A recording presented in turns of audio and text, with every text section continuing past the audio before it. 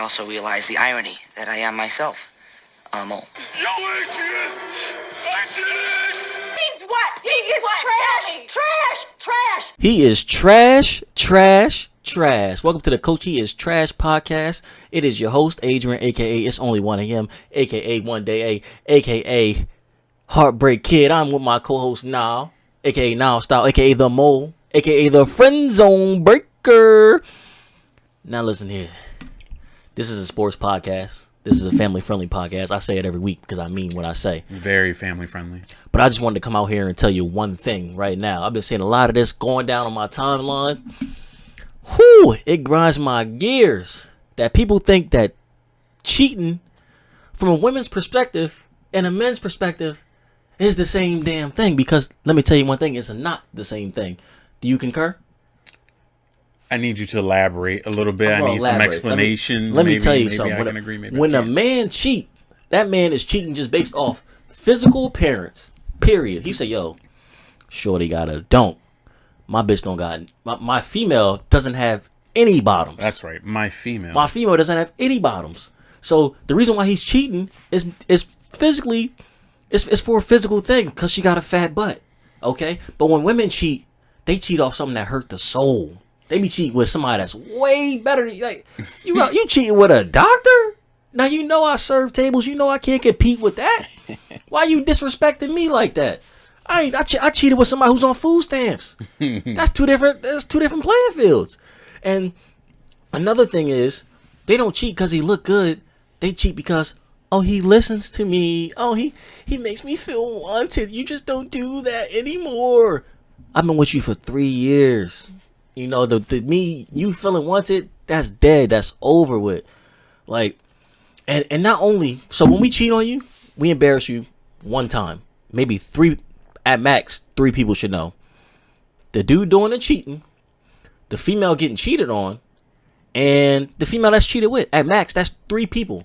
That's one moment of embarrassment. When you cheat on me, you start dating the dude you cheating on me with. Then you start posting up Facebook, Instagram. So every time you post a picture, I gotta relive that embarrassment. So say y'all date for a year. That's 12 times you embarrassed me in that 1 year because the same people that followed you when we was dating, they follow you now. My boys, they still follow you because they too lazy to hit the unfollow. So they still following you. And every time you post a picture, it's in the group chat like, yo, you see what she doing? Damn, you ain't, you know what I mean? That's your ex right there. You see the caption? I had a chick once break up with me, start dating the dude she was cheating on me with. I had the nerve to have captions like, my eyes been on you for the last 2 years. Bitch, we was dating 2 years ago. What are you talking? So that whole time you was fantasizing about this dude? So now you embarrass me on a whole nother level. So no, at the end of the day, cheating, it's not the same. Men cheat for physical needs. Females cheat for emotional needs, which is way more disrespectful. If you cheating on a guy because he's giving you everything that I'm not giving you, it sounds dumb, but it's I'd rather you just dump me. Yeah. Just break it, just drop me. I'd rather you cheat. If you're gonna cheat, make it physical. Please don't fall in love with his personality. That's right. Cheat on me with Odell or something. I can't be mad at that. Fuck it. He better than me. But I think you're a little right. I don't know if it's necessarily just physical and emotional, but like you said, chicks just kind of cheat. And then they cheat up. They don't cheat down. They don't cheat how we cheat. We cheat. I don't even, it's sometimes not even cheating up. Sometimes it's cheating lateral. You're like, it's the same motherfucker as me. You told me I didn't have no time. I work at Seasons. That motherfucker work at Papa John's. Yeah, it's the same motherfucker. You just cheating just for the hell of it. And then, like you said, y'all going on dates and shit. But sometimes new toxic is better than no toxic. Sometimes, you know what I mean, that new toxic. I think dudes, like you said, cheat because of physical. Oh, she got a fat ass and she was hitting on me, bro. I can't say no.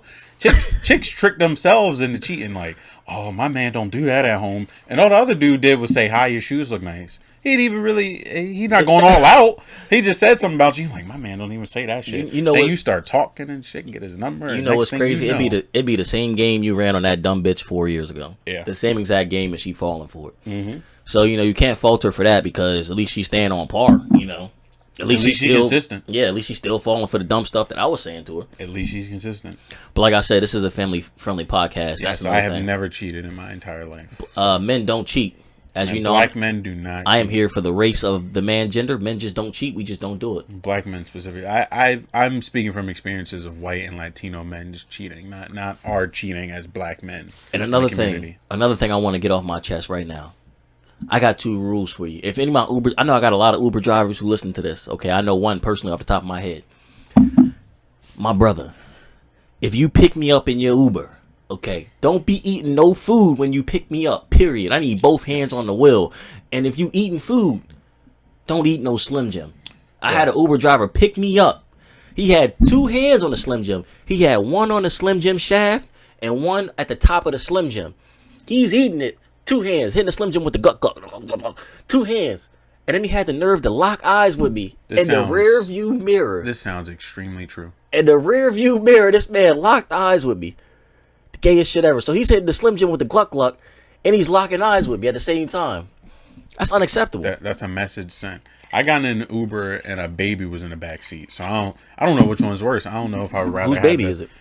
The Uber driver's baby, I assume. I could have been part of a kidnapping or something, but I didn't get no Amber Alert, so I thought that was good. But wouldn't it be crazy if you got an Amber Alert? And I was in an Uber. It was like, look out for a black Honda Civic, and you like, wait a minute, what? I'm in a black Honda Civic. I'll tell you what, I would have got out at my stop and kept it pushing. I didn't give 2 shits. I don't care about that baby at all. I don't know that baby. I don't know that situation, so I'm not snitching. Damn, but yeah, that was one of my awkward Uber. Literally eating the Slim Jim, looking me dead in my eyes, like I was the snack, and he was ready to hit me with something crazy. Had me feeling like I caught something. You know what I mean? I start thinking in my head like, damn, maybe I do like it. You know, that's what I start thinking to myself. But other than that, like I said, this is a sports podcast, so we about to get right into the shits. Mm-hmm. First topic. Obviously, everybody saw the playoff games. If you watching the sports podcast or listening to it, you saw the playoff games of the Titans getting demolished, getting exposed. Everything I said was going to happen to him, it happened to him.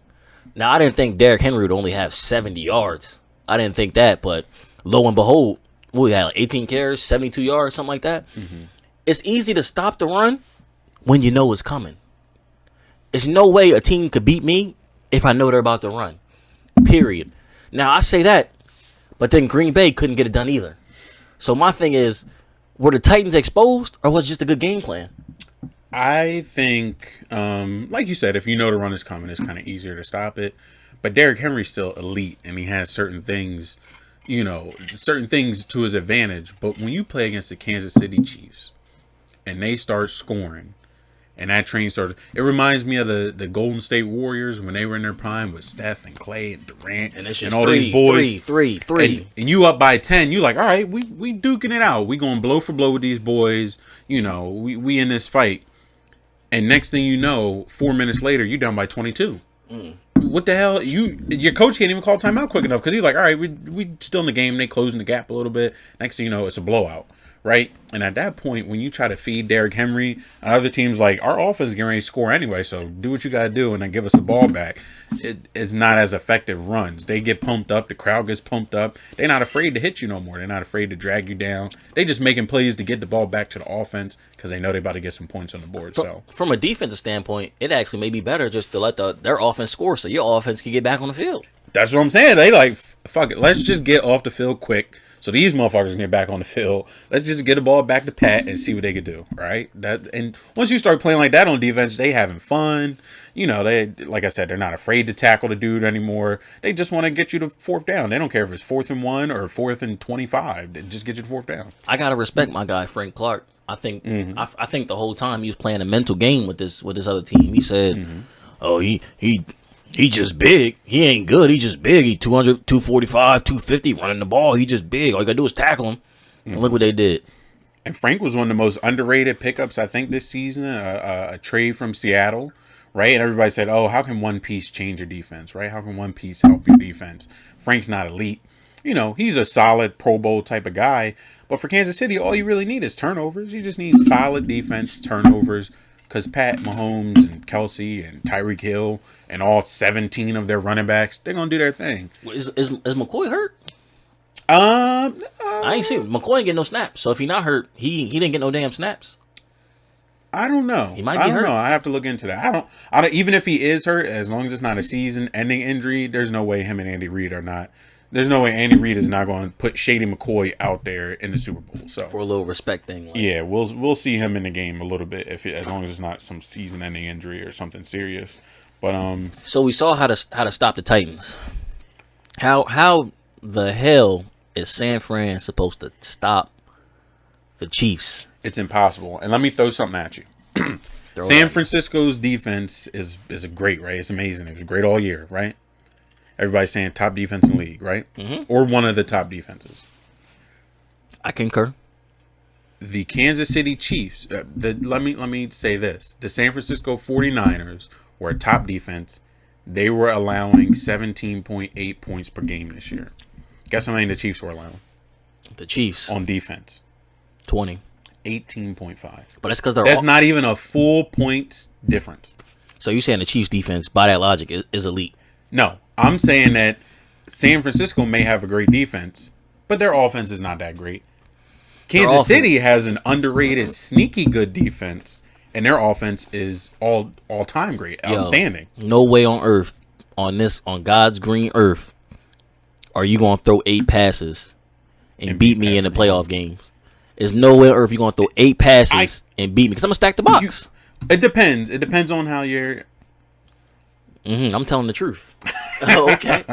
It depends on how your defense runs, because we've seen teams do it, elite defenses over the years. Eli Manning wasn't somebody who was throwing heavy passes. You had the 2000 Ravens. They weren't passing the ball a lot or anything. But, I mean, the Green Bay Packers defense just came out with no tenacity. They looked like they didn't want to play. They didn't want to put it. Who the fuck they playing for? They playing for Aaron Rodgers? But they look like they trusted Aaron Rodgers too much. Like, they forgot that San Francisco had a good defense. Like, they just were like, oh, all we got to do is, it's going to be a shootout anyway. We can chill out. They're going to put up 40 points. Like, it just didn't make any sense. They just played weak, man. There's no way you can allow, 300 rushing yards? 265? Ate him up. I want to say the dude who got cut from 17. Moster, he had like 220 by himself. Cut from 7. Didn't he didn't even have 800 yards in college in all 4 years. Never had 8. He graduated with 796 rushing yards. Motherfucker had 4 touchdowns in 4 years at Purdue. Mm-hmm. He ain't at running back He ain't at LSU or Auburn or Alabama. He's at Purdue. Mm-hmm. This man went to school to get an education, and that's the dude they got running 200, 230 on him? 224 touchdowns. You gotta be kidding. Outrageous. And Rodgers, when you look at the stats, he didn't play horrible. Right? The first half, they started kind of slow. The offense couldn't really get going. Once you fall down to San Francisco, the game's over anyway. But he didn't play terrible. All they needed was 1 or 2 stops from the defense. They scored 20. It was 20 to 37. All they needed was like one more stop. It could have been 34 to 27. Like, you never know. All they had to do is play a little bit better defense. So I don't think I want to see Rodgers and them come back next year strong. Yeah, I do want to see that as well, but I don't think it's going to take place. I think all they need is a linebacker or another great defensive end or something, a great interior lineman. That's truly what I think. I think that all they need is one piece, and maybe another weapon on offense, or just a great interior lineman or a linebacker, somebody who can get in there and stop the run. Their secondary is not bad. They were one of the top pass defenses this year, I think top 5. So their secondary is not bad. They just need to get better in the in rush defense. Give Aaron Rodgers a chance, man. He can still make it happen. Motherfucker's 35. His chances have come and they have gone. But we saw he can still make it happen. He put together a couple of drives at the end of the game, and even then, when it was late, if they had made 1 or 2 stops, it could have been a totally different game. You could have had the ball back in Aaron Rodgers' hand with one possession left. At one point in time, they were, 35 to 10? No, it was 27 to 13, I think. So only down by 14 points. That's game over. Yeah, but only down by 14 points. I think it was the third quarter, right? Then they let San Francisco score again. So now it's 34 to 13. Then Green Bay comes down. They score. Now it's 20 to 34. It's a 14-point game again, right? That's only 2 touchdowns. Then you let San Francisco run the clock down and down and down and down and down. They get 3 more points. It's 37 to 20. It's a wrap. There's no way a guy's beat me throwing 8 passes a game. I'm putting 10, 11 in the box. We going one-on-one coverage. Everybody's manning up. Everybody's one-on-one. For the blank, period. For the 49ers, I don't think it's that simple because Kyle Shanahan is a great offensive mind, right? So you stack the box against him. You stack the box against them. I don't think the hotkey's working, but keep on. Yeah, you stack the box against them, and then they, they hit you with a play action bomb over the top to Debo, who can break 100 tackles a game, or Emmanuel Sanders, who's a smart veteran, Super Bowl champion, or they hit you with Kaido over the top. So like you have to pick your poison against them. I would not, like you said, I would not play back and say we're gonna stop the pass because it doesn't matter. Yeah, they was getting chewed the fuck up. Yeah, you can line up against them man to man and probably stop the pass or limit the pass, but I would definitely load the box.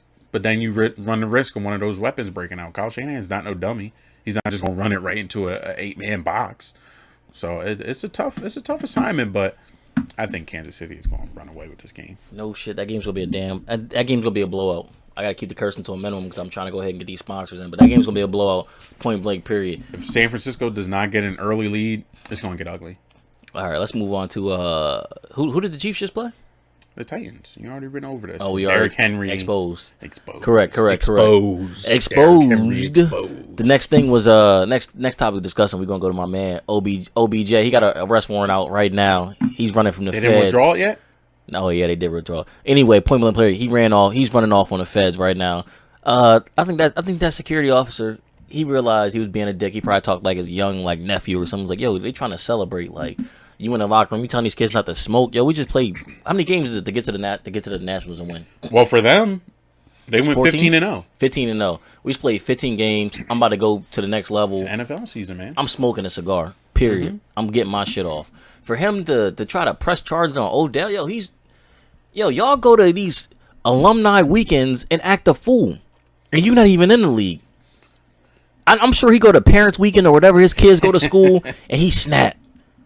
If he would have went to UD, I'm pretty sure I could have saw this dude at Grotto's any day of the week, going crazy, shirt off, spinning his shirt like a helicopter or some shit like that. Shit, if you're a cop in Louisiana and your kids stay local, I know you're down the French Quarter acting a fool. Or down there at LSU at one of those bars going crazy because you still think you 20, you living life. Mm-hmm. That dude just need to relax, man. OBJ slapping that dude on the butt is the same as me slapping a chick on the butt in the bar. It's the same thing. If she snap on me, she need to relax, baby. You at the bar. Disclaimer. I do not speak for Adrian, so whatever he just said, I already wiped it from my memory, so please wipe it from yours. All right, but I don't know about what you think Odell's drunk messages look like. It could be all types of shit in Odell's drunk messages. Who you think he hitting up first? Zeke who? Elliott talking about, yo, where do I get one of them septum piercings, man? Nah, it's like one of those like bro things where you don't know if he being gay or not. Yo, bro, where you at tonight? Where you at with it? Oh, I'm in Dallas, man. I'm chilling. I'm about to fly through, dog. Yo, stay up, all right? I can see some like athlete dudes or people with money, like the way that they like. Well, you don't know if they gay. It's a whole different ball game. I can see Odell being. They say shit like, "Yo, I'm about to fly to you right now. Stay up." Like, whoa, what do you mean? I can see Odell being a little bit clingy, I guess would be the word.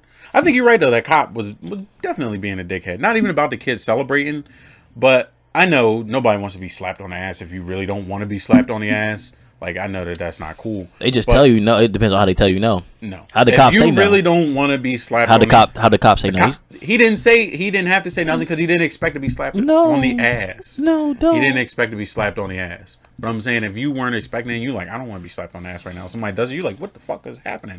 But for me to look at Odell Beckham Jr., who was drunk off his ass, celebrating a national championship, and it was a different type of ass slap. It wasn't like, oh, I'm trying to grope your shit. It was like hey, good game type of ass slap. But that's like a good game, like you being that's like a good game slap. But the other dude ain't even play. Like you just feel like being you being a dickhead. Yeah. But you didn't play anyway because you were a cop, so it doesn't matter. But for you to say I'm going to publicly press charges for a battery, that's you trying to get your 15 minutes of fame.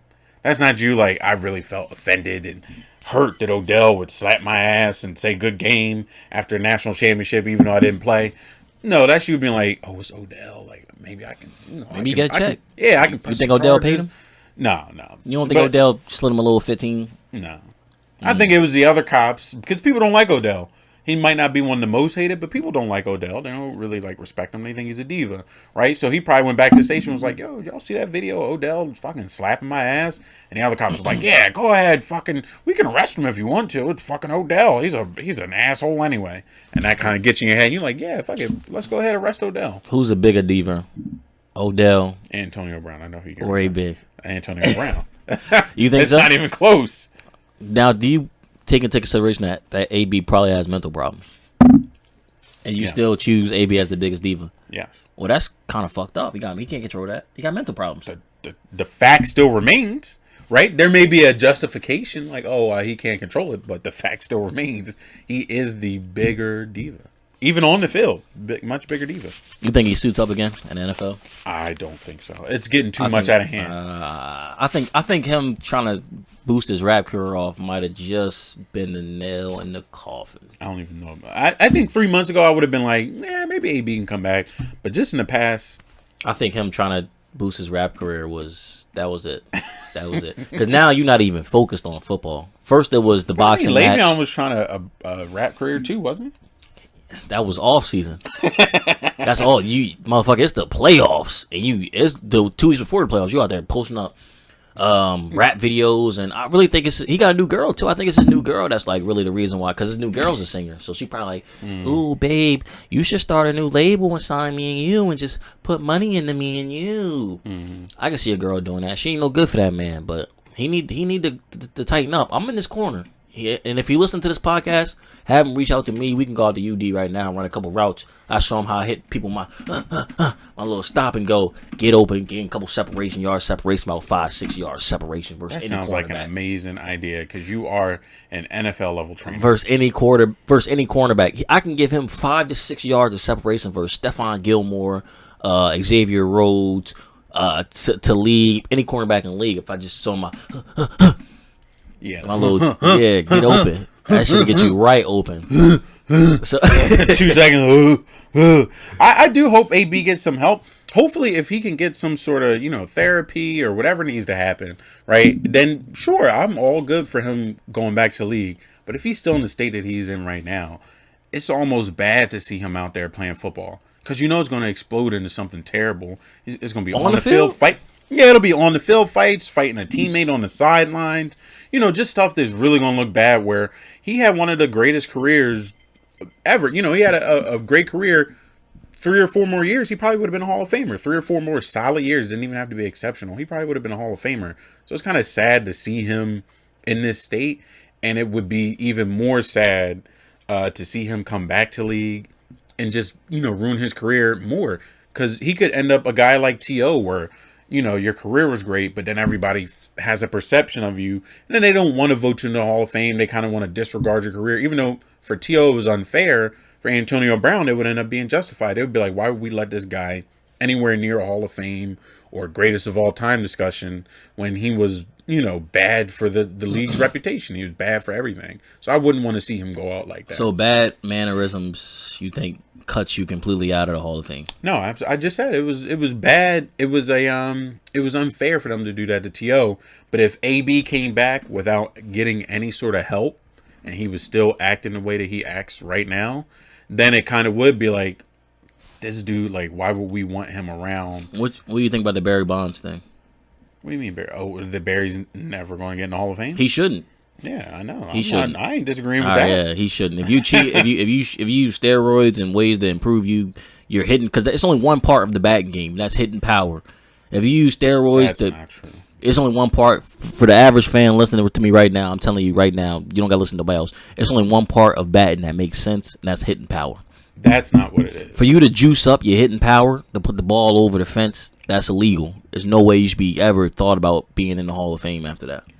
The thing with Barry Bonds, too, same thing with Alex Rodriguez, even though his is a little smaller scale.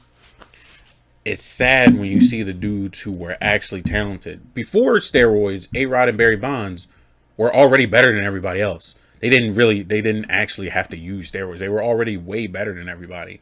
And then they use it, and then they start putting up these insane numbers where people are like, holy shit, this is the second coming of Babe Ruth. This guy's off the charts, right? And then you come back later on, you're like, oh well, he fucking cheated. So like the numbers, do they even matter at that point? Yeah, they don't. And how long was he? You can't really go back and drug test him or anything, so you don't really know how long the guy was cheating, what numbers are true, what numbers are false. But you do know that there was a segment of their career, especially when they were young, when they were actually just more talented than everybody else, and that's what makes it real tragic. Now we don't talk baseball, but I love baseball. I know, but we don't talk baseball. But the Astros, they should what happened to Reggie Bush? When you find out you're cheating, they should take every award you've won that season and take it right off the fucking mantle. There's no reason the Astros still have their world championship. There's no reason why they still have that. Like, you were cheating, you were stealing signs. Stealing signs in baseball is pretty critical. If you know what I'm about to throw, you can bang this one out the park. And there's two parts to it, because it is pretty tragic that two parts to you cheating, knowing what play I'm about to give to you. Right? Well, yeah. So Houston won the championship, then Boston won the championship. They both beat the Los Angeles Dodgers. Both teams were guilty of cheating. The Los Angeles Dodgers had stacked ass teams, elite teams, and now their run is pretty much over. I don't know if the Dodgers will be back in the championship anytime soon. But that's what the tragic part is. Like, they beat a really good team who's never gonna have a chance again. You think so? Yeah, I truly think so. I think that they really kind of stole a piece of baseball history, but at the same time, stealing signs is not something that's unheard of, right? But for you to steal signs electronically, so you actually know. I ain't switching. Like, it's not like you're not watching film like I know when this guy gets on right. base and they do a certain thing, that's what's going on. It was a high level of cheating. I think that you can't strip them. You can't say, oh, this does not exist anymore, because it's a professional sport, first of all. But second of all, the players weren't as involved as, you're being led to believe. Mm. It was mostly a coach thing going on. Coaches were trying to gain an advantage. It was a coach thing. Yeah, who did the coaches relay the message to? Look, if your coach, think about it in football. If your coach says they're about to run, they're running a cover 3 right now, so we're going to throw it underneath. Are you like, oh, the fucking coach is cheating? Or are you like, right, the coach did his homework. Damn, coach, you pretty good at this. You're like, the coach did his homework. Well, not every time, but like, you're like, the coach really did his homework. And, I just trust my coach, right? So the manager took it on the chin. He said it was all him. Not necessarily, because the manager and I believe their president of like baseball operations got fired as well. So the manager didn't take it all on his chin. There was only one player who was actually implicated in it, though, and that was Carlos Beltran, who I feel bad for because he just got hired as the manager for the Mets, so he had to resign. So there was really only one player who the investigation said this guy was kind of involved in the cheating scam. I don't know. I can't. The Astros, I want to like them. They got likable players. They got great players. I don't want it to be true that the players were involved in the high-level cheating. Yo, the players are always involved. The players are the ones that got to go out there and play the game. Yeah, when they say don't hate the player, hate the game, this ain't what they meant. But like this ain't what they meant. But like I said, if your coach just comes out and he tells you, listen, he sends you a signal or whatever, he does all this stuff. He said, yo, I'm cheating. Believe me when I tell you it's a fastball down the middle. If your coach is telling you something like they just brought this guy in from the bullpen, he doesn't have the heat to pitch out quick enough for the catcher to throw you out on a steal, or he can't pick you off, right? So we want you to steal right now. You're just like, all right, that's a good assessment, coach. Like, you know that this guy can't get me out, so you want me to steal right now. You're not thinking the coach is like, I just read the on-field camera guy just read their signal and banged on the trash can. Yeah, and called the dugout, and this guy banged on the trash can. Told me, all right, they get ready to throw a curveball right now, so the catcher's not going to have time to throw me out. You're just like, all right, the coach knows this guy is not good at picking people off, and so I want to believe that the players in baseball and this great team, the Houston Astros, almost 2 championships in 3 years, were not involved in the scam or the cheating to the level that we're being led to believe.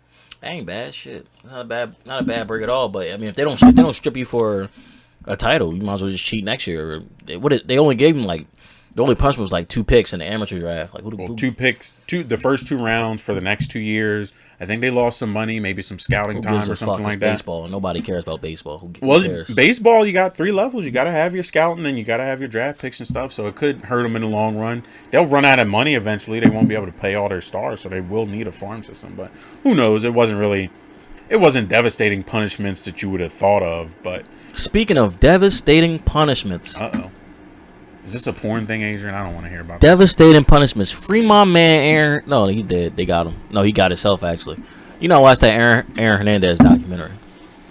From the start, I have not checked it out. From the start, I've said, yo, you know what? I'm gonna go here with an open mind. I say, yo, Netflix makes some good documentaries. I'm gonna go here and I'm gonna say maybe Netflix can sway me in a way where I say. And you wanted to believe that he didn't do what they said he did. I wanted to believe this man could have been innocent. Mm-hmm. I said, you know what? Maybe Netflix could show me where the investigators messed up at. The mainstream media. Maybe Netflix can show me how they railroaded my man Aaron Hernandez. Man, I start this documentary, and let me tell you something. This dude left a blunt at the crime scene next to the dude's body. Left a blunt he just smoked at the crime scene with his saliva on it. I said, you know what? I said, no, that's not it. That's not what's going to get him done. I said, that's easy. He was there a week ago smoking. That's his smoke spot. He was there a week ago. Yeah. And his man's killed him. Circumstantial. So yeah, come on. He was there a week ago. Next thing. They had this man at the 7-Eleven getting down and dancing after the murder. Cold-blooded. And then he dropped the car off. Had the shell gun casing in the rental. Asked the rental girl if she wants some bubble gum.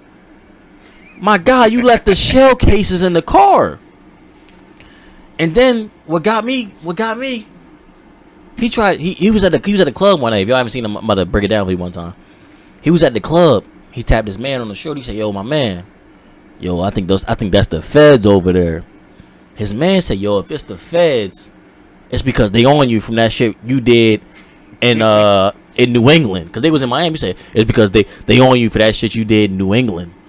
And Aaron Hernandez, something clicked in his mind. He said, "Yeah, you right.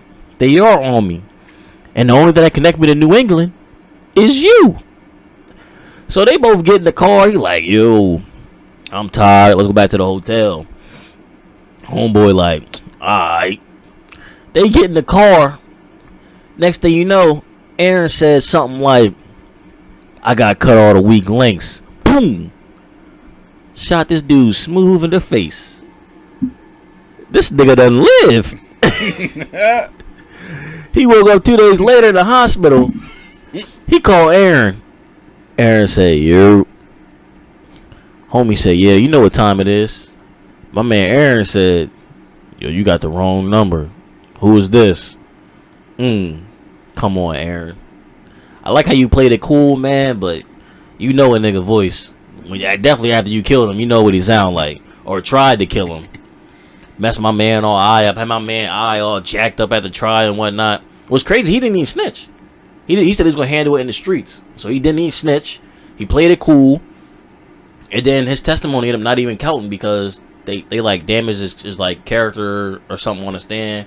Because he had like 5 or 6 open cases that was all violent crimes. So he snitched for no reason. An pretty much. unreliable witness. Yeah, he snitched for no reason.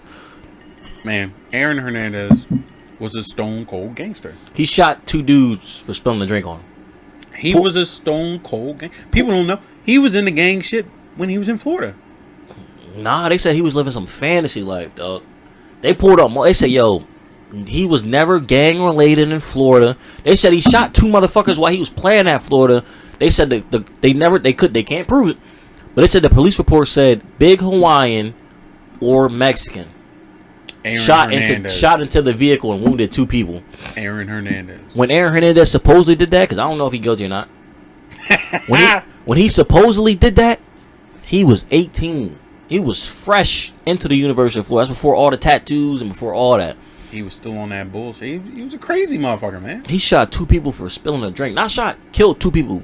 pulled up on them and said, "Yeah, talk that shit now." They probably said, "Talk what shit? We just there having a good time." Sprayed the whole freaking car up, man. You know what's crazy? I always personally thought he was innocent. No, I never thought that. I thought they never gave me no facts. When all the facts started coming out, I was like, "Damn, this motherfucker was on some shit." Said, "Oh, okay, but that was his blunt, circumstantial." He left the shell cases in the car. He was on some shit. No, I didn't believe. I believed he was innocent at first. I was like, "Oh, this is just a mix-up." You know, NFL started to shoot nobody and getting all this bullshit. But then when the stuff just started coming, I was like, "Damn, I hope he get off." But who's more of a scumbag, him or Kellen Winslow? Kellen said, "Don't scream. This is already done." He said, "It's quote unquote, it's a done deal." It's a done deal. That's the most. You ain't getting out of this rape. That is the most disturbing rape line I have ever heard in any trial, documentary, anything. That's the most disturbing line I've ever heard in my life. If you 6'6", 280, and me as a grown man, I'm 6'2", 200 pounds. No, so if I'm fighting you off and you tell me it's a done deal, I'm shook. Yeah, I might shit myself. What the fuck? That's the only way. That's the only way to prevent the rape. Like, did I lose this fight and I didn't even know it yet? Well, rape me with a shitty ass, motherfucker. Is he ahead of me in time or something? Is he time traveling? He said, if I get raped by Barry Allen, yeah, what the hell? The time-space continuum's got you raped. I'll tell you what. Listen, somebody can rape me, try to rape me if they want to. It's a fight to the motherfucking death. And we're raping a dead body. Nah, but you say that, but if a motherfucker tell you in a calm way, if you fight and you say, "Hey, brother, this is a done deal," he gonna have to choke me to death. He gonna have to. He gonna choke you to death. All right, it's gonna be something down your throat, choking you to death. He gonna have to kill me. But nah, yeah, Kellen Winslow's a bigger dirtbag. Aaron Hernandez was just on that knucklehead shit. People get involved in the street shit. If you a knuckle, he kill 4 people. Oh, he on some knucklehead. You know what I mean? He wasn't no serial killer where he was out there chopping people up and shit. He was on the street bullshit. He on the street bullshit. The shit dumb motherfuckers with money and the bad influences get involved in. But I always personally thought Aaron Hernandez was better than Gronk. I thought he had a chance to. I thought he had a chance to have a way better career than Gronk. He was healthier, quicker, wasn't as big, but was just as tenacious. Tom Brady probably could have ran off 4 or 5 straight championships with those two. He was on the phone like talking to his girl like, "Yeah, they used to shoot me up with cortisone. I think that made me crazy. And they don't even do that no more. And I was the last person they shot up. No, motherfucker, the cortisone ain't caused you to kill 4 people. Now, they did say he had a horrible case of CTE. His brain was, that whole part mush. That was like your impulse and your regret was missing. When I said knucklehead shit, I was being dead serious. That was his medical condition. They call it knucklehead. That's exactly what they said was wrong with his brain. Sad story. It is what it is. The world moves on. I thought Aaron Hernandez was going to be a monster. I really wanted him to be. I started that whole. I drafted him every year in fantasy. I thought Aaron Hernandez was amazing. I started that whole documentary until like the second episode where as soon as they showed me the blunt, they didn't waste no time. They showed you the blunt in the cell casings in like 5 minutes. I said, "Ooh, I don't know about this one, Aaron. I think they got you beat here, buddy." Aaron Hernandez was a cold-blooded murderer. But we can respect his NFL career, right? I can respect it. We can respect his on-the-field stuff, but he was a murderer, unfortunately. All right. So Aaron Hernandez dropped the ball on a bunch of shit. But you know who don't drop the ball enough? Smooth transition, Adrian. You know who don't drop the ball enough is Kyrie Irving. This man's passing the ball. Not passing the ball. He's passing the buck against everybody. Yo, my man. If I was Spencer Dinwiddie, let me tell the fans what's going on. Kyrie Irving came back from injury recently. He came back in the lineup. Without him, they were fine. They were like the 7th seed in the East. They were doing fine. This dude comes in, loses 1 game. He looks around.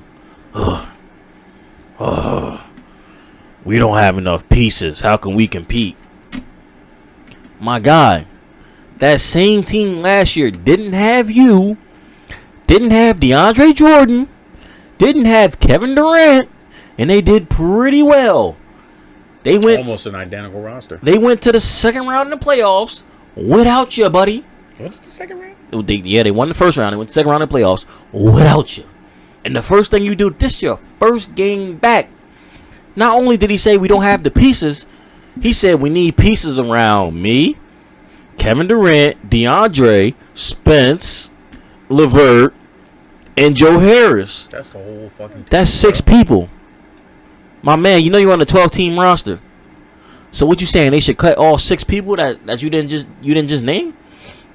They already got the pieces, bro. That's not a leader. Leaders don't come out and say, "Yo, I need more help." Period. I need more. Yo, I know Kevin Durant is sick right now.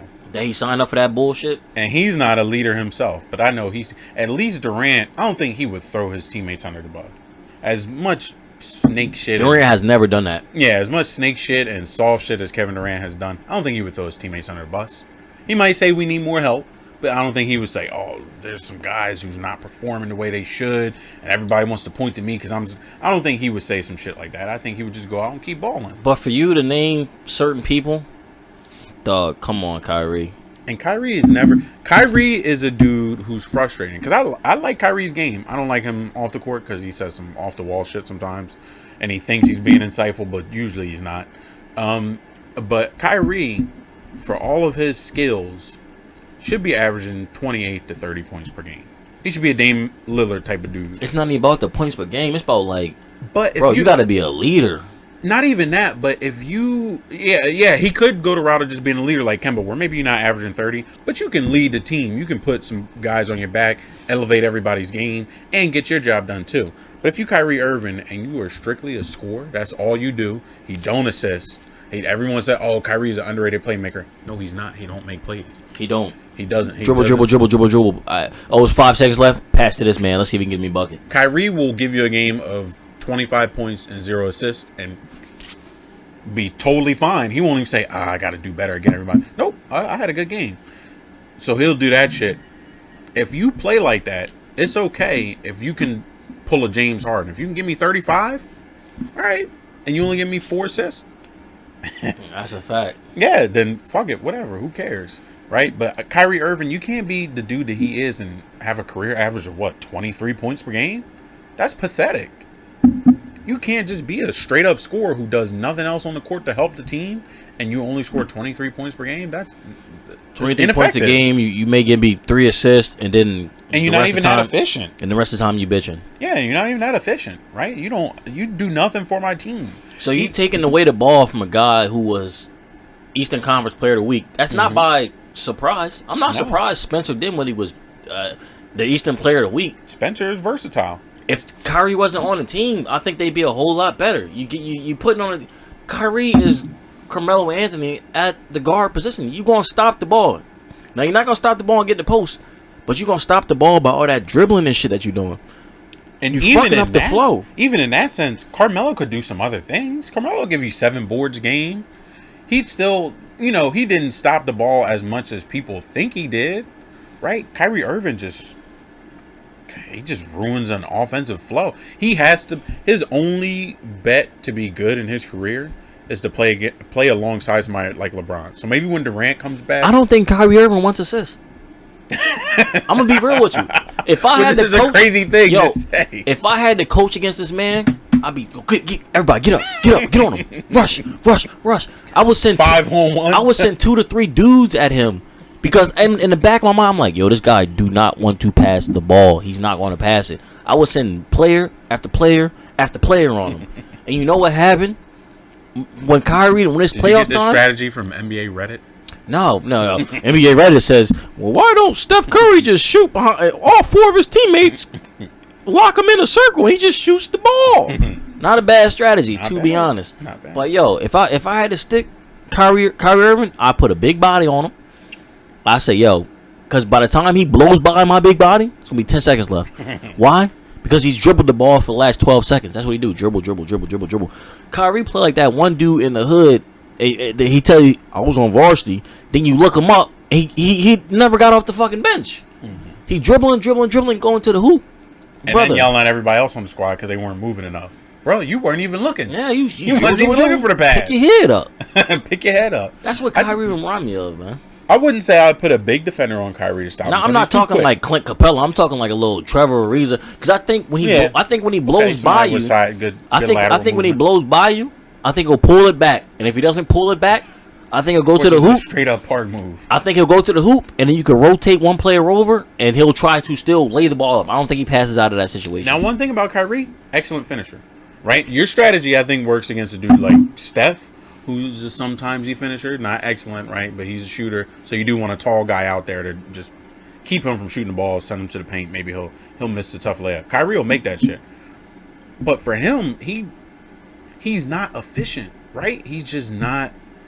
It's not like he's giving you, 48% from field goals and stuff like that, 40% from three. The dude shoots what, 43% from field goal range, maybe 36 from three or something. He's not even efficient, and he just dribbles the clock out. Like, it's just bad basketball. And I would like to see him be so much better. He got all the talent in the world. Bad basketball. Man. He's got all the talent in the world. What's worse? Kyrie Irving dribble, or James Harden going 1 of 17 from 3 and finishing the game 9 of 29. If you go 1 of 17 from 3 and then you go 9 of 29, bro. And what was the final score in that game? They lost. By how much? It was only like 8, right? Don't care. You go 1 of 17. Okay, you go 1 of 17. That means you went 7 of 12 from the floor. Because you finished 9 of 29. So if you only miss 5 shots from the floor, that's not a 3-pointer. James, please tell me why you didn't take more 2-pointers. And I know because you only missed 5 shots. And I know the analytics, and everyone said, "Oh, threes, it counts for more points as a higher value shot." But look, I'm not even saying you shouldn't be shooting a bunch of threes. But if you go 1 of 17 and your team loses by 8, and you were 7 of 12 from the floor, that means you could have gone 1 of 11 and won the game. I expect Boobie Gibson, Kyle Korver. Who else can't even attempt a layup? Jason Capone. Jason Capone, Steve Novak. I expect those guys to go 117 because I'm going to say, you know what? Him taking a 3, that's contested. Even Eric Gordon is better than a layup. But for you to be James Harden, I'm going to say, James, you can get a bucket. You can actually go to the rim, dunk the ball, lay the ball up. Go to the line. So what's stopping you? Like I said, if you went 1 of 17 from 3 and team loses by, I think they lost by 8 or 10 or some shit like that. That means you could have gone 1 of 11 from 3, made 4 more, 5 more 2-point attempts. That's 10 more points. You're talking about a totally different game. Or a couple free throws, anything. It's just bad. It's bad coaching and bad basketball by the star player. Is it worse than Kyrie Irving? No, because more often than not, James actually gets a win, or he gives you 40 points. He gets a regular season win. I give you that. Yeah. He can win in the regular season. Or he gives you 40 points, right? I'm not mad if you're not super efficient, right? But you actually put up the amount of points you're supposed to put up. Okay, it evens out. You scored 35, right? But to go 1 of 17 from 3, that's just a ridiculous number. You had to stop. At some point, 1 of 11, 1 of 12, which is already ridiculous. Your coach should say, "Hey, look, we need you to go to the hole. We need something. Mid-range, anything. Just a easier bucket. Get you going, man. 7 Get your to rhythm 12, on. man. 7. So you scored 3 points all night, going 1 of 17, and you scored 14 points, going 7 to 12. And you could have got more. You could have got more free throws. You could have got more because you were just you. And James Harden will beat you off the dribble and pull it back for the 3. Some nights it works. Some nights it doesn't. It didn't work that night. They lost the game. It's not like you had an elite They'll defender lose the playoffs. Yeah, they're not going anywhere in the playoffs. I expect a first-round exit, actually. And I want to see them do well. Yeah, and I think Westbrook fits. Everyone's saying, "Oh, Westbrook is a bad move. Chris Paul would have fit better. He just is old." No, I think Westbrook fits. I just think that style of basketball, you have to. That boy Chris Paul looked good this year. Chris is angry, man. He not angry. You want me to get the ball? You want me to actually be a point guard? Yeah, he gonna look real good being an actual point guard. Yeah, but I think he's trying to prove a point. Everybody was saying, "Oh, he's washed up. Chris can no longer ball." Nah, Chris still got it. He just didn't fit that system as much as we hoped he would. He fit it for 1 year, right? Because James was really on his dominant type of shit, and Clint really came out of nowhere. You didn't really have a game plan for him yet, but now everybody knows what Clint does. Dunk and rebound. He's DeAndre Jordan from a couple years ago. He looked good. Clint got a little bit of bounce in his step too, so I can't knock him. Yeah, he can hustle. He plays good defense. He's DeAndre Jordan, yeah. But a little bit better scorer. But I think Westbrook fits their team. You just need Mike D'Antoni to learn to adjust. If they can learn to just say... Mike just need to get fired, bro. I'm not going to lie to you. If it was a different coach... Mike wants to get... You're right. If it was a different coach, they would have adjusted. Doc If it was- Rivers would have adjusted on the fly and said, "We can't keep shooting these threes. James, we need better buckets." If it was a different coach, I'm not going. If it was a different coach, I think James Harden would average. He still average 30 points. He wouldn't be 40 points, 38 points a game, wherever he Yeah. is. He'd average 30, but boy, would he be efficient as fuck. And they would be a better team. I think they would have more wins. If you're right, if you put him with Doc, Popovich, Because they'll say, whoa, Vogel. all these step back threes. No. We don't need all this. Vogel, Terry Stotts, Quinn Snyder, any of the coaches in the West, like Mike Malone, any of like the top 6-7 teams in the West, right? If you put James on one of those teams, he still would get his attempts in, like his 3-point attempts, right? You wouldn't drop him all the way down and say no more threes. But like you said, he could probably give you 30. His percentages would be better, and your team would be better. You would win more games. You'd play better defense. Because when you shoot the amount of threes that the Houston Rockets shoot, you don't even have a chance to play defense sometimes. You shoot a three, the ball bounces off, somebody Long grabs rebound. it. It's automatically a fast break, and now you're just in transition defense. You're not even playing real defense anymore. Right? You need to give your team a chance to set up sometimes. You can't always just be, all right, let's just get back and play D real quick. No, that's not going to work out. And they don't have any elite defenders. Yeah, they lost all those in free Yeah. agency because they wanted to dick around or whatever they wanted to do. D'Antoni has at some point, and, technically, you could call him the godfather of the modern NBA, of this three-ball, bonanza. But at some point, you got to learn to adjust. The best, even the championship teams the past few years with the Warriors, the Raptors, the Cavaliers, they all shot threes heavily. But when it came down to the time, to like winning time, let's get a dub, they were versatile. They didn't have to shoot a three. They could ISO, get to the bucket, shoot a, pull-up jumper, free throws, whatever they needed to do to get some points on the board. They weren't just, let's just jack. I see Houston pass up open shots to give it to PJ Tucker in the corner. It makes no sense. I have seen that too. I see it a lot. Because they think mentally, like, yo, three's better than two. Yeah, three's better than two. Not always. Sometimes it's not. So let's so you saying three's not better than two, but is this 3 guard better than the 2 guard right now? Who? Chandler Parsons, career-ending injury, maybe. This is a low blow, Adrian. Now let me send out my regards. Let me send my regards because we did disrespect Chandler Parsons just last week. What did we say about him? We said because you were like, oh, the WNBA, they get pregnant and they don't want to use they get pregnant. What's the difference between that and an NBA player for getting how to shoot? Markel Fultz. And I said, oh, you mean like Chandler Parsons who gets hurt every year and doesn't play? Shout out to Chandler Parsons, man. He has a traumatic brain injury. They said he'll probably never play basketball again. Shout out to him, man. To be honest, this is not disrespectful. Not I thought he was retired. I hadn't heard anything from Chandler in about a year or two. I thought he had retired, or I thought he was already injured for the year or something. I thought he had retired. I hadn't heard anything about Chandler Parsons for like 2 years. The last time I remember, he was playing for the Hawks, I think. You thought he was retired. I thought he was retired. Now they did retire his ass. Shout out to Chandler. I'm not being no disrespect, but he was already done. He was. I hope he's not a vegetable. I hope he's not a veggie, but they didn't say it was that bad.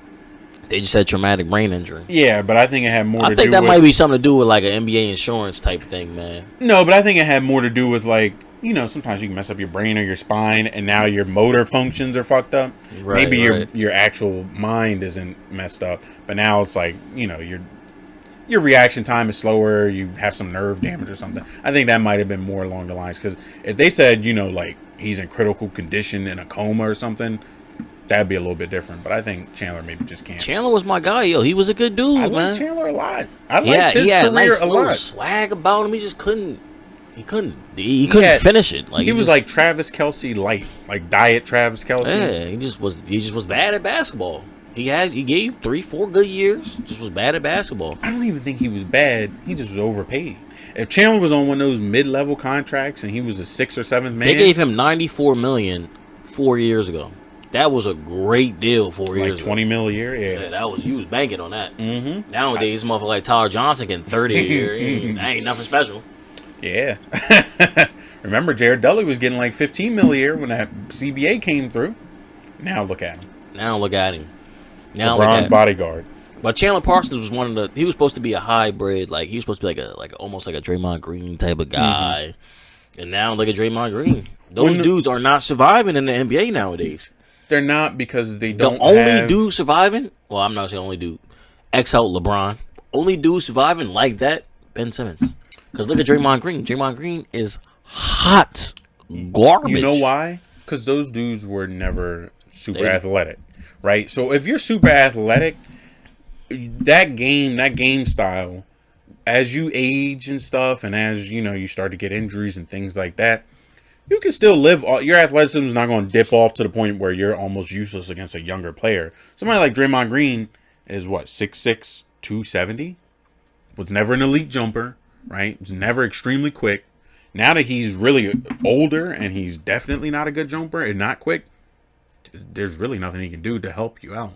He would have to strictly play center, like not even center, because he can't really move and he's not tall. So if you match him up with somebody like Embiid, it's pointless. He would have to play like pretty much like a slow point guard or something. Yikes! Like Kyle Lowry or something, who but can't shoot.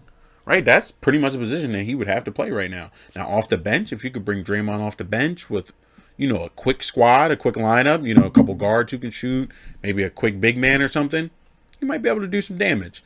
But as a starter at power forward right now in his career, he just does not have anything left. He can't help. You talking about Draymond? Or you talking about Chandler Parsons? Draymond. So you saying Draymond's done? Period. I don't know if he's done. I think when Steph and Clay come back, if they can keep D'Angelo, everybody wants them to get rid of D'Angelo. If you can run a lineup with Steph at the 1, D'Angelo at the 2, Clay at the 3, that sounds like a good team to me. Okay, let me ask you a question though.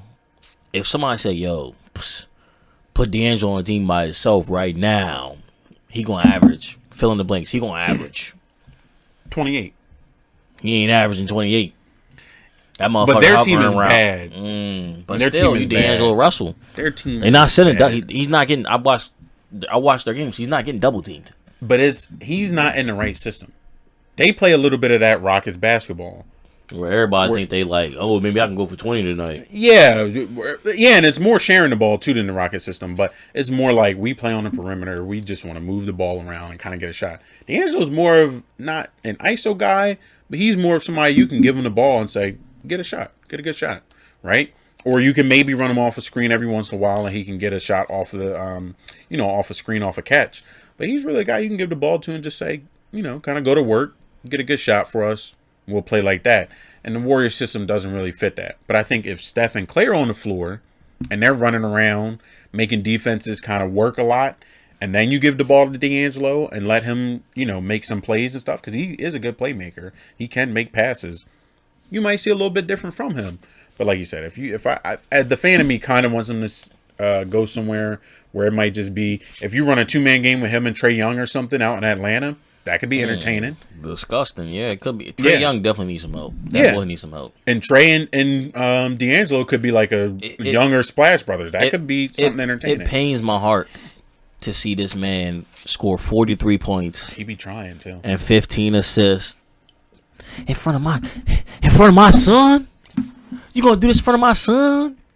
Trae Young did it in front of his mom and his brother. 43 points, 15 assists in a loss. Trae be trying. Come on, man. I'm out here trying to ball for my family, man. Sometimes it's bad coaching. Right? I'm trying to put food on the table, man. You can say Trae don't have no help.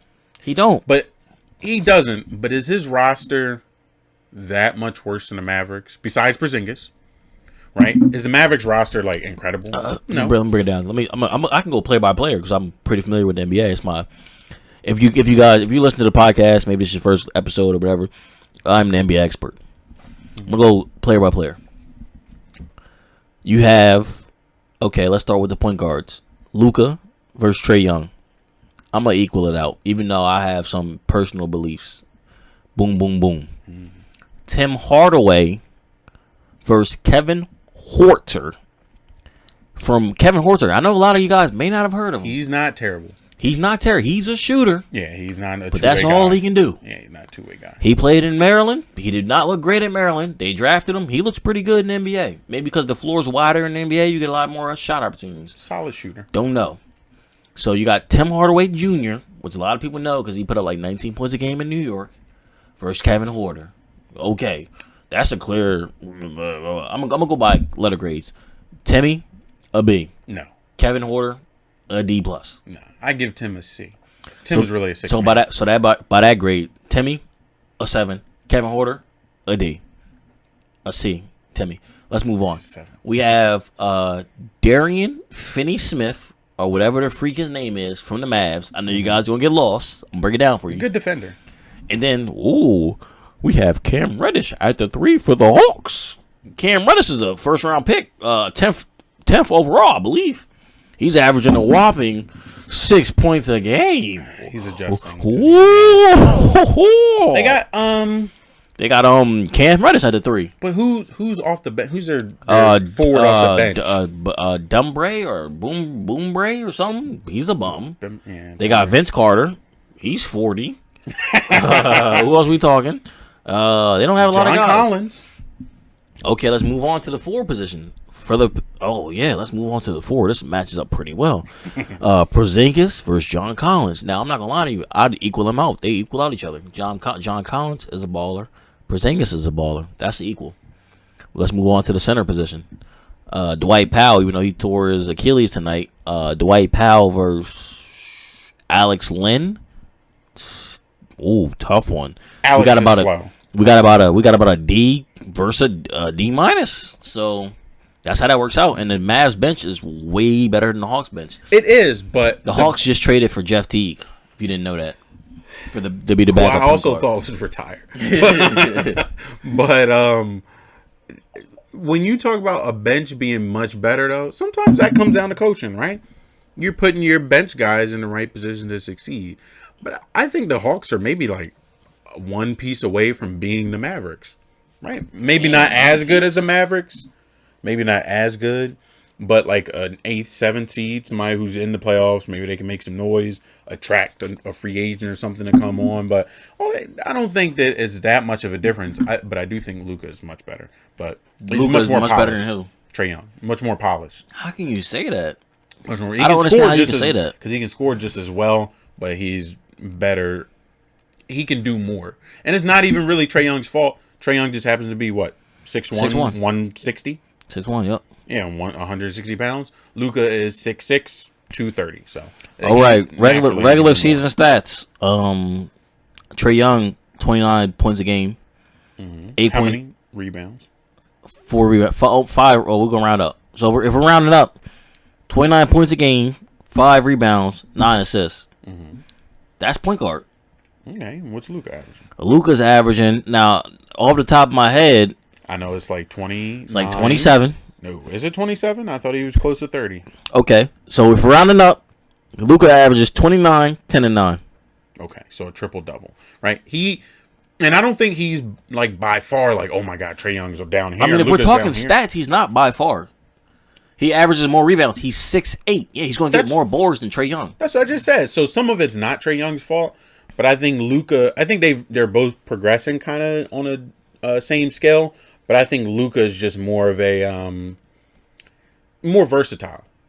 He can get it done in a multitude of different ways, and he elevates the players around him. Even though Trae gets assists, I don't see him elevating guys around him yet to the point where, like, you're scared of anybody else on the team. Luka can give the ball off to Tim Hardaway, and you're like, fuck, he just got him a good shot. He got him a good look. He drew our defense in, things like that. So I think Luka's better, but Trae will catch up. They're both going up, trending upwards. Let me ask this one question, because we rounding out here. Topics is going down.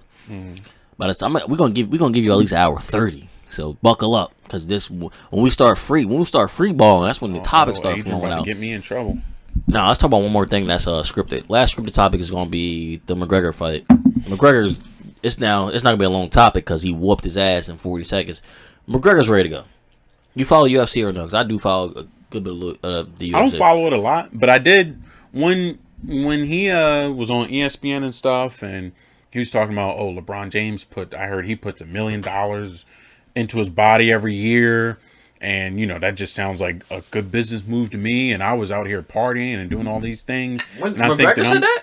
Yeah, you didn't see that that interview? Recently? You didn't see that interview? No, I missed it. Yeah, he was like, I heard LeBron puts $1.5 million per year into his body. And you could see it in his game. Like, you could see it reflected in his health and his game. Doesn't miss any games, doesn't get injured most of the time. All that type of stuff. And McGregor's like, it sounds like a good idea. I was putting, like no money into my body. Zero buckaroos. Yeah, I was just partying and having a good time and doing my like basic workout shit and stuff like that. And he came out. Not only did he look like super healthy and focused, he won the fight in 40 seconds. He whooped the dude's ass. No, I didn't see Cowboy's latest fights, but Cowboy, like, he washed the fuck up. Yeah, he does. He just happened to be out there. We're not average UFC fighters. I mean, UFC viewers. Mm-hmm. Now, I can tell you a lot about boxing. If we ever had to switch over to boxing, if we ever did a little cross thing, if the Coaches Trash podcast ever went on a boxing podcast, I'd hold my own. I know top boxers. UFC, I don't know any of these guys out here.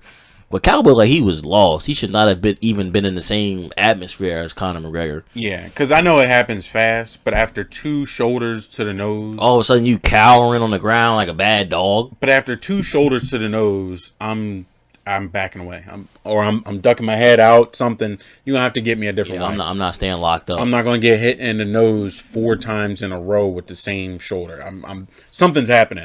You're going to get me on the ground, submit me, something. I have to get out of that. But he just kind of, I think sometimes though you get in shock. You get knocked in the head in a fight real quick like that. And you might be like, whoa, what the fuck's happening? Before you know it, a healthy, focused Conor McGregor is like, boom, boom, I got you 4 times. Fucking you all up, huh? Yeah, I'm quick now, motherfucker. And you like, oh shit. And then you get kicked in the face, and then after that, it's over. We about to go full on daddy girls. Call me daddy. Call her daddy? No, whatever the fuck it is. But daddy's girl? Yo, that sounds kind of weird. So recently, I've been exposed to something. I recently didn't know this, but so when a chick squirts, that's not pee. Well, the science is still out on it. Some scientists and doctors say it's not. The science is out. Yeah, because some science and doctors say it's not. Some say it is. Have you ever drank squirt? No. Have you ever tried to get sexy? Well, actually, you know what? I have. What did it taste like? Nothing. Like water, basically. You were sober? Yeah. What do you mean drink? Like, what do you mean? You mean like... I didn't pour it in a cup and slurp. I didn't pour it in a cup and drink it. But it was kind of like when you're eating pussy, right? And you taste it, it's like tastes like flesh. So for all the fans out there, I know we got a lot. All the fans out there. If I've had a few, ask about this. Recently, I'm now able to answer you guys' questions. Recently, I was eating a chick out, and she squirted in my mouth while I was eating it. For all my fellas out there. We've been arguing for a couple weeks now, so it makes sense. Might have been a dirty tactic because I know you don't know how you know pussy ate. Yeah, I did a little. I licked a little clitoris. All he did was rub his cheek on it. For all my fellas out there, don't let nobody squirt in your mouth. That's high key disrespectful. That squirt tastes like sewer juice. I don't know what's going on with her, man. I don't know what to tell you. You saying her pH balance is out of whack?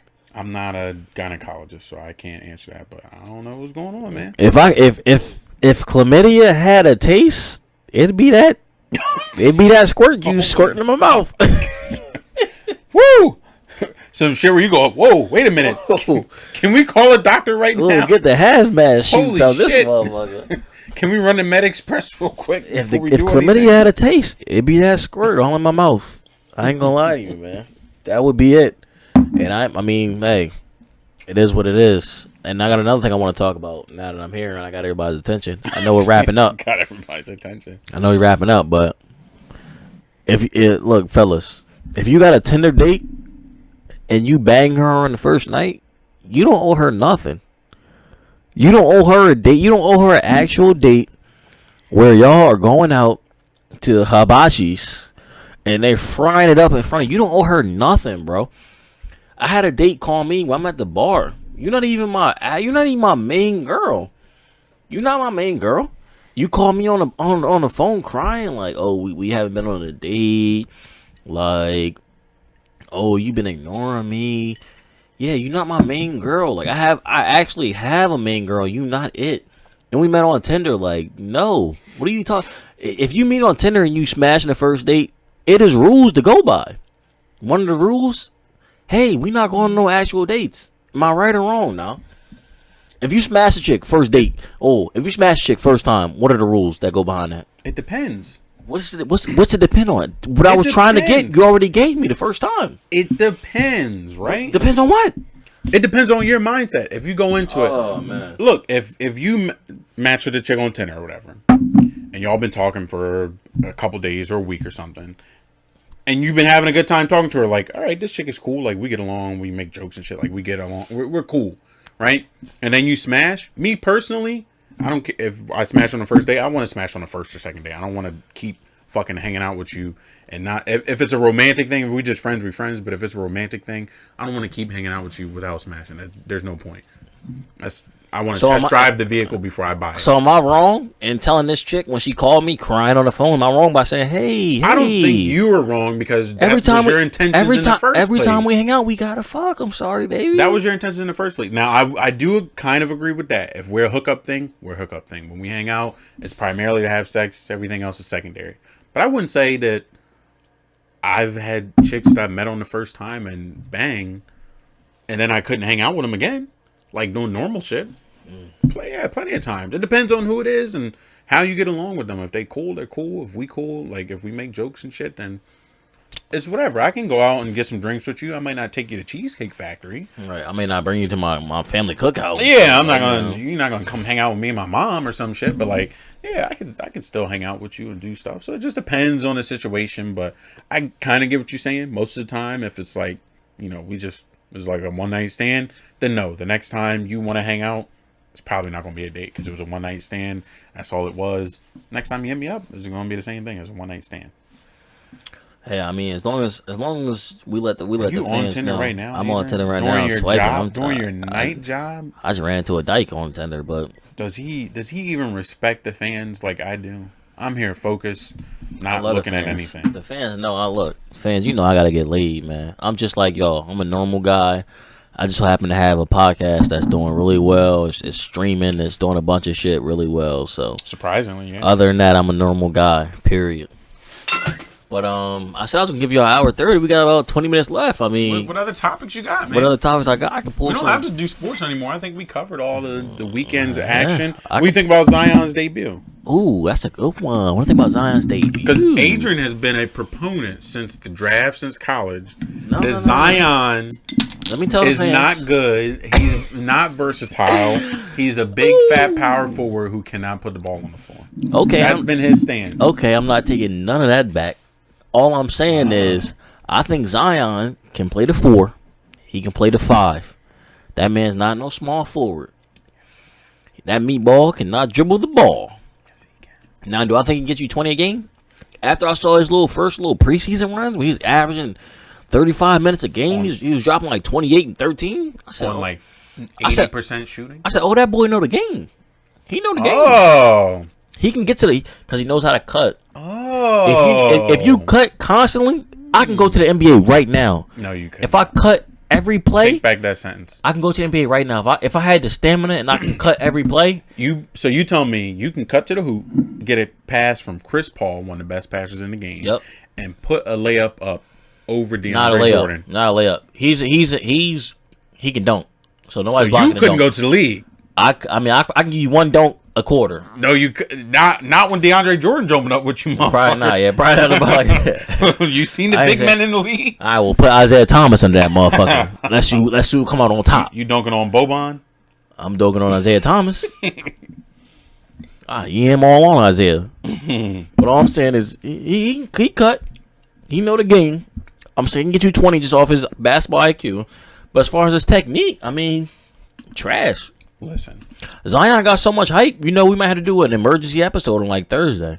Listen, just to talk about the Zion game. Listen, I do agree Zion had way too much hype coming in. Oh, he's the next LeBron. This kid's a superstar. LeBron can dribble. He can do everything. Zion is not as versatile as people think. But if you watched him at Duke, you watch Summer League preseason, you watch a lot of Zion, he is not just like I remember when Blake Griffin just came in the league. And he was just dunking all the time. Alley-oops, catching the ball on a cut, just banging on everybody. Didn't really have any technique or skills or anything. He was still averaging like 23. I think Zion is a little bit different. Because if you watch Zion play, he can do a lot of things. He can post up at 6'6" or whatever he is. He can post up and has moves in the post. Not like Joel Embiid or Karl Anthony Towns. But you can give him the ball against a guy of similar size, maybe an inch or two taller, inch or two smaller, and he can give you a bucket, making moves, not just, aggressive back down and bang, right? And He don't have no back down game. Let's get that out. Let's throw that out the he window can right post now. up. He has moves. Who can he post up? Who? Someone, I just said it, someone of similar size, maybe two. Okay, let me ask you a question. 1 to 2 inches bigger, 2 inches smaller. Are you familiar with the Pelicans roster? I didn't say he's on the perfect team to exploit his skills. I know you didn't say that, but I'm asking you, are you familiar with the Pelicans roster? Give me their starting lineup right now with Zion. With Zion. Yep. I would go.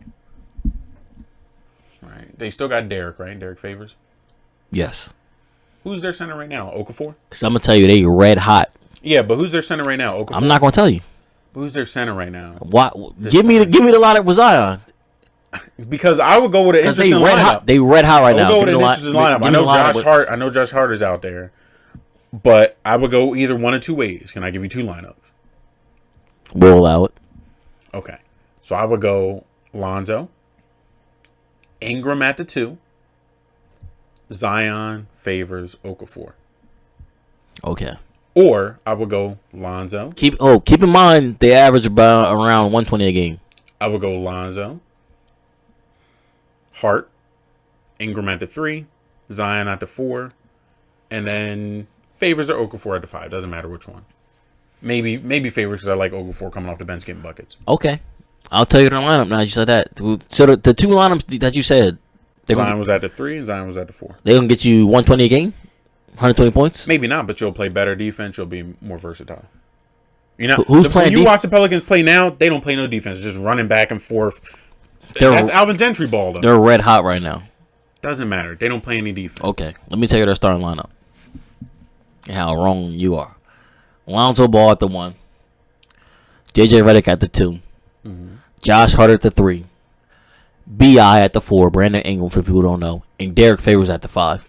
I don't like that lineup. They don't have one person over 6'9" in that lineup. And they run their asses off. Yeah, I don't like it. Well, for Alvin Gentry ball, yes. And you can, all you have to do is move it up one spot.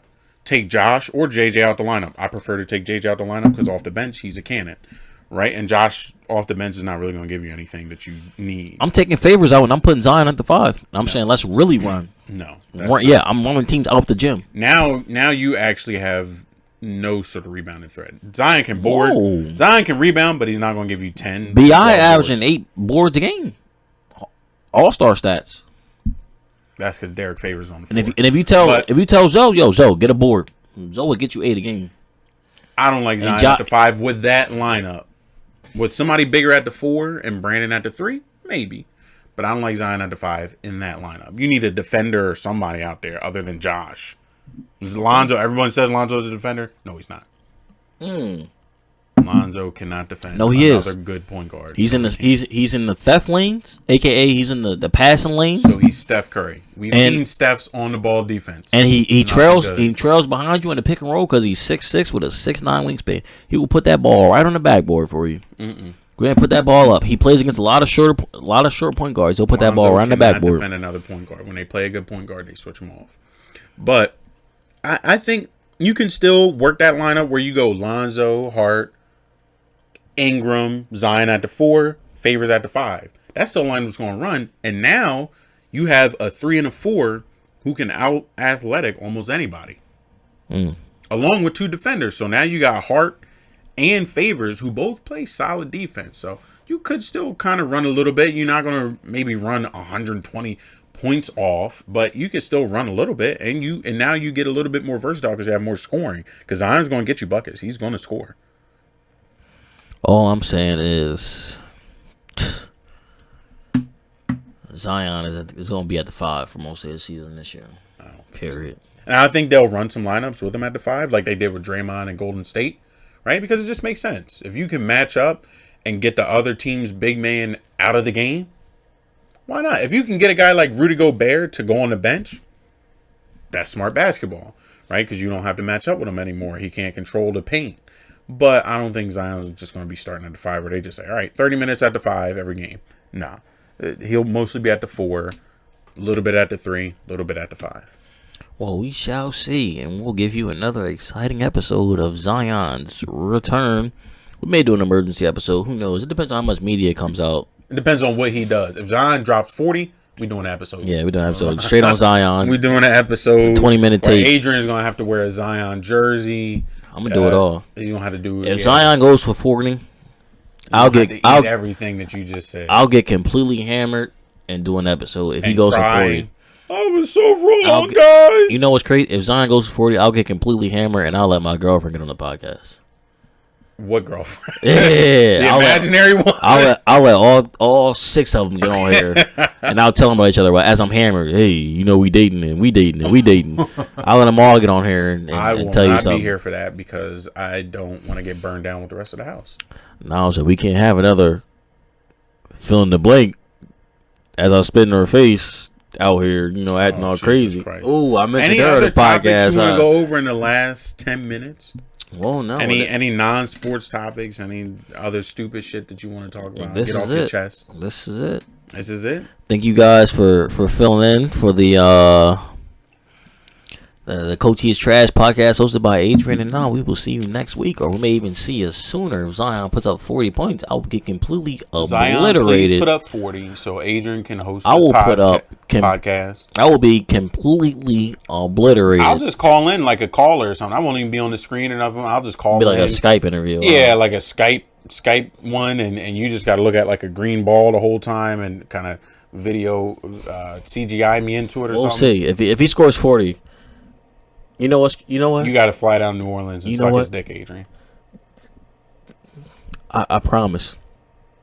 Mm-hmm. Every 6 points Zion scores. Oh my God! You're not taking. I will take a shot. Every 6 points. Adrian's a lightweight. Don't let him do this. He will die. So 6, 12, 18, 24, 30. That will be. You could just do math, Adrian. Every 6 points Zion scores, I will take a shot. Shots. I will take 1 shot for every 6 points, and I will host this podcast. Zion drops 60. Period. If he drops 60, 12 shots. I will be dead. Or 10 shots. I'm sorry. If he drop, it don't matter to me. every 6 points he drops, I'll take a shot. Tune in next week to see what the fuck it sound like. You already know what it is. Bah, bah, bah. We out.